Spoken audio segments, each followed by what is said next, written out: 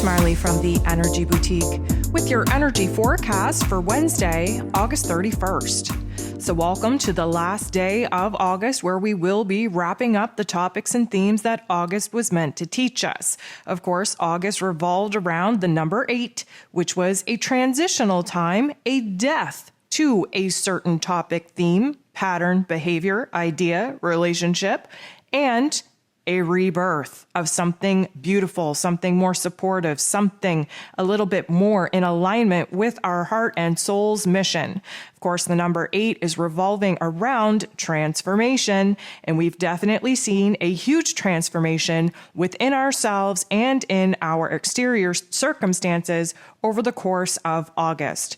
If you need to take a little bit of time to reflect back on what August was all about, go ahead and listen to the August energy forecast. Definitely get up to speed, remind yourself of all the highs and lows and all that you've been accomplished throughout this particular month.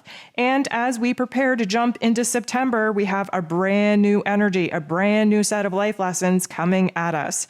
Be sure to keep your eye out for September's energy forecast that will fill you in on the month ahead. But first, we have to wrap up August, and we do so with the moon in Libran energy transitioning into Scorpio energy. So the moon will be going void, of course, 6:44 a.m. Eastern Standard Time, and we'll be locking into Scorpio energy at 1:12 p.m. We have 8 different aspects here today, and 6 of them involve the moon. So while the moon is still in this Libran energy, we are going to see a sextile with Venus, its ruler, who happens to be in Leo energy. The heart and soul of the zodiac really aligning us with our heart and soul's desires, thinking bold and brave and courageous on what makes us happy, what brings us joy, what brings us pleasure. So because the moon is in Libran energy, and we're finding a grounding point on being able to kind of get our heart and soul, our head and heart in agreement, we have to kind of work a little bit harder to redefine what it is that actually makes us happy. Now, again, the moon in Libra wants us to find peace and harmony and a middle ground, but we tend to do that through feeling the extremes. Venus being in Leo energy has really opened our heart chakra up, has really made us in love with love, positioned us with grand thoughts and feelings and ideas and dreams. And the moon in Libra should help us to kind of balance ourselves out on what it is that is actually accomplishable, actually tangible in bringing into our physical realms. The moon does make an interaction with Neptune, and this could put us in a very sensitive point of view. Our feelings are just overwhelming, our thoughts a little bit foggy. We are having blasts of intuition and insights come in to try and remind us of our goals, of our dream, of our vision. But overall, we could see a trigger. We could see an activation in our outside world that just kind of puts us to the extreme of our thoughts and of our feels and makes us want to check out, not deal with life and the circumstances being thrown at us at all. The moon, before it goes void, of course, at 6:44 a.m. Eastern Standard Time, will make a square, get in the boxing ring, fight it out with Pluto, the great transformer. Now, this is a tension point. This is a very extreme and intense energy because we have to resolve something. We have to choose something. And of course, that's very hard for us to do with the moon in Libran energy because we're super indecisive. We're on the fence. We're teeter-tottering back and forth.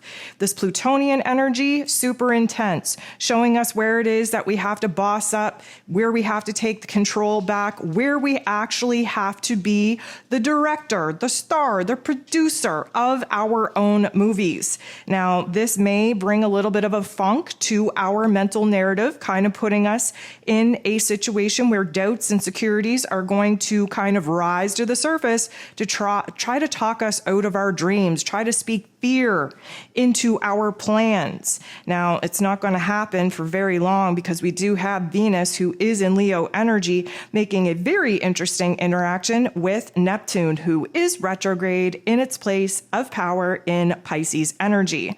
This is going to kind of divide us a little bit, not in a bad way, but it's almost like On one hand, we're very realistic with, what we think, what we feel, what we want, what we need, what we desire, what we think is actually, in our realm of possibilities to accomplish. While on the other hand, we're kind of living in la land. We are fantasizing about our realm, about our dreams, about our visions, and the back and forth is very noticeable. We are going to find it very hard to find a middle ground between what is real and what we wish was real. And even more than that, we just happen to put the rose-colored glasses on, smoothing over the not so nice details of our lives. We are definitely looking at things from a different perspective. And although insecurities and doubts are coming up previously about our own accomplishments, what tends to kick in here is our insecurities and doubts in our relationships. Suddenly, we start being a little bit more fearful about what other people may think, what other people might be feeling. What if I do this? How would so-and-so feel if I did this? And because of that, we're kind of being deluded in our own understanding and our own vision because we're more worried about how it is that people are going to look at us if we do said thing, especially because Venus is in Leo and our dreams are big and we need to be bold and brave and courageous enough to go after them. There is this kind of worry, if you will, that we're going to be looked upon as crazy, as foolish, as out of our minds if we go ahead and step out of the comfortable box that many of us have been too uncomfortable in living in. The moon is going to bump into Mars, and this is where our confidence peaks. We have a new inspiration coming into our life force energy. Our heart chakra is just inspired to push through the blocks, the challenges, in order to make things happen. Suddenly, we are more optimistic. That funk that we were just sitting in is a thing of the past.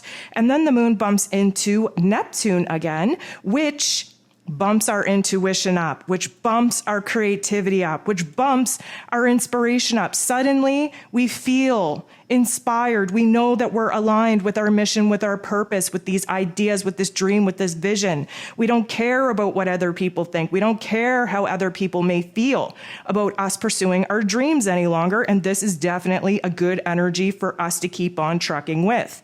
Mars will then interact with Neptune in a very positive way that puts us in a situation where there's a little bit of clarity coming in. We're thinking very long term about our goals, about our dreams, about our vision. Yes, we're inspired. Yes, we have new intuitive insights coming in. But Mars being in Gemini energy, the intellect, the middle plane, we are strategizing. We are seeing where it is that it is possible for us to align with the path, with the mission, with the purpose that we now feel inspired to pursue. We could also find ourselves in a situation to pull the trigger on something, to take action, to make a choice, to align with a decision. That, of course, is a huge signal to ourselves and to the universe that, you know what we want, we know the direction, we know the path, we may not have it all figured out, but we're inspired, we're motivated, we're determined to at least take the next step and see what happens.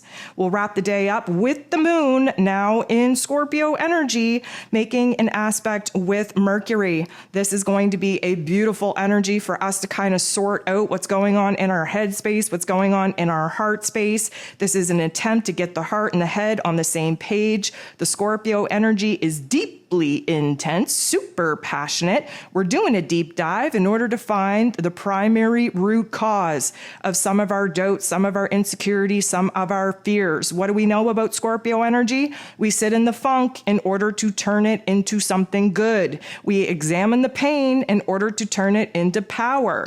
We sit in the darkness in order to turn it into light. And Mercury, being in this Libran energy, is really helping us to compromise, to meet in the middle, to find peace within ourselves, within our thoughts, within our heart space, and of course, within our circumstances.